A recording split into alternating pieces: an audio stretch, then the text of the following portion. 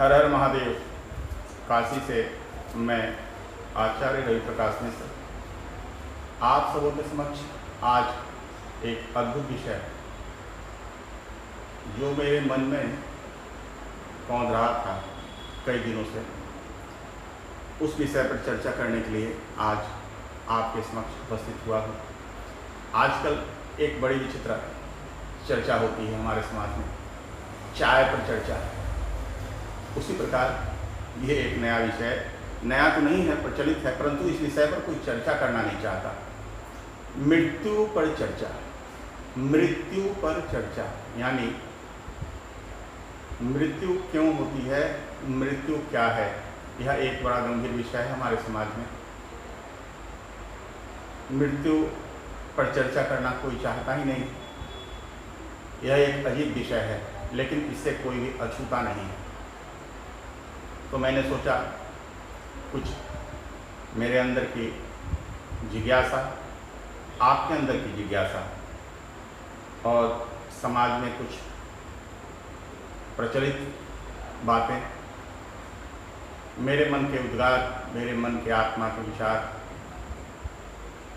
सोचा आपके साथ साझा करूं, क्योंकि आप ही मेरे मित्र हैं, आप ही मेरे बंधु हैं, आप ही मेरे सखा हैं, आप ही मेरी माता और बहन हैं, पिता और भाई।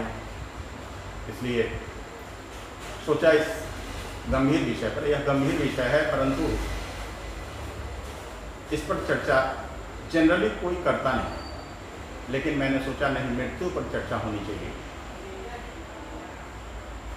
मैं अपने मन की जिज्ञासा, मैं अपने मन का उद्गार आपके समक्ष रखता हूँ।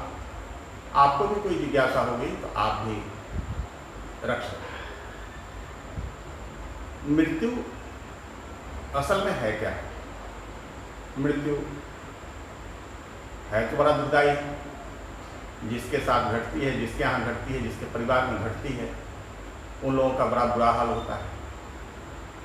14-15 दिन की प्रक्रिया रहती है, 12-13 दिन की प्रक्रिया रहती है, और उस दौरान लोग बिलखते ही रहते हैं, रोते ही रहते हैं। मृत्यु वास्तव में होती क्या है? हमारी अंतरात्मा में भगवान बटुक भैरव की कृपा से जो बात उदित हुई है, उसके अनुसार मृत्यु मतलब कुछ नहीं। मृत्यु कोई विषय है ही नहीं। हमारे जीवन में जितनी भी घटनाएं घटती हैं वह सहज है। उसी प्रकार मृत्यु भी एक सहज घटना है जो अटल सत्य है। जिस प्रकार लगभग सभी घटनाएं अटल सत्य हैं, उसी प्रकार ये भी घटनाएं अटल सत्य हैं। आदि शंकराचार्य ने कहा है कि ब्रह्म सत्यम जगत मिथ्या।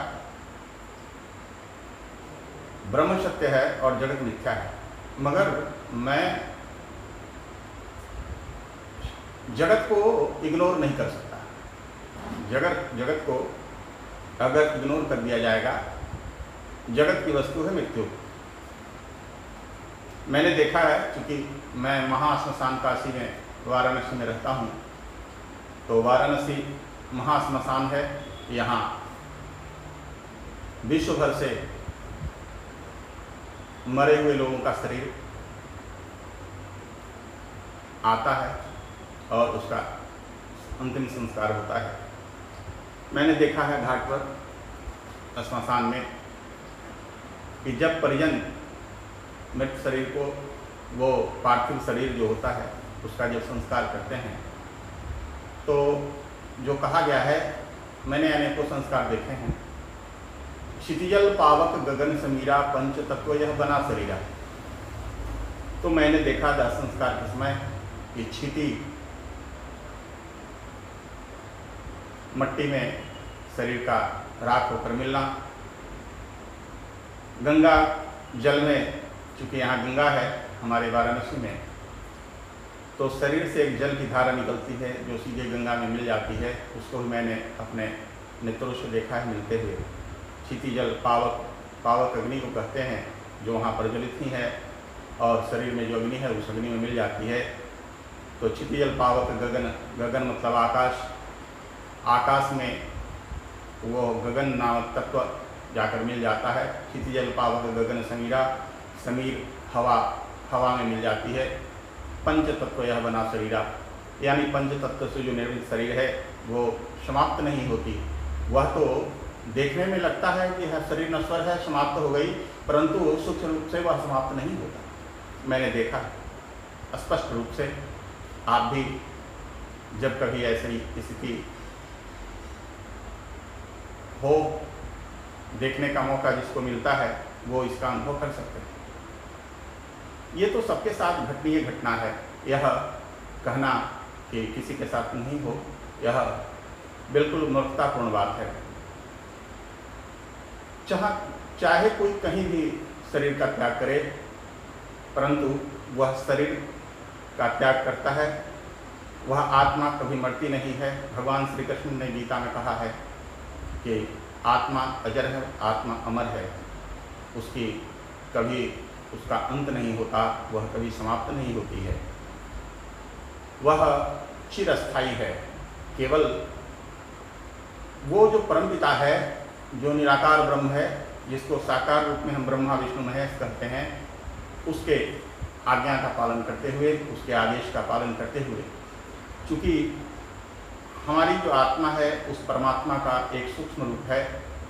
भगवान श्री राम, जिन्हें हम मर्यादा पुरुषोत्तम कहते हैं, उनमें विशेष गुण थे, यानी 16 गुण जो होते हैं ईश्वर के, उस 16 गुण में विशेष गुण, अधिक गुण भगवान श्री कृष्ण में थे, इसलिए उन्हें संपूर्ण अंश से अंशावतार माना जाता है। हमारे में भी, आपके में भी 3 गुण होते हैं, इसलिए हम भी ईश्वर के ही अंश हैं। इसलिए मरणोपरांत हम ईश्वर के पास चले जाते हैं। लोगों को जिज्ञासा रहती है कि आखिर मृत्यु के बाद वह व्यक्ति जाता कहाँ है? वह सीधे ईश्वर के पास जाता है। उसके चैनल है, उसकी प्रक्रिया है, क्रमबद्ध रूप से जाता है, और वह ईश्वर के ही, चूंकि क्या है कि लोहा को चुंबक खींचता है।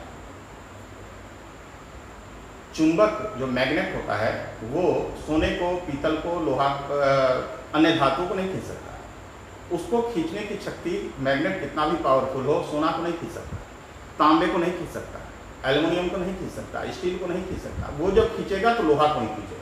तो ये जो सूक्ष्म रूप से आत्मा हमारे अंदर, आपके अंदर बसी हुई है, वो आत्मा परमात्मा के पास चली जाती है। चूंकि क्या है, वो मैग्नेट है, परमात्मा जो है मैग्नेट है, और हम जो है सो लोहे हैं।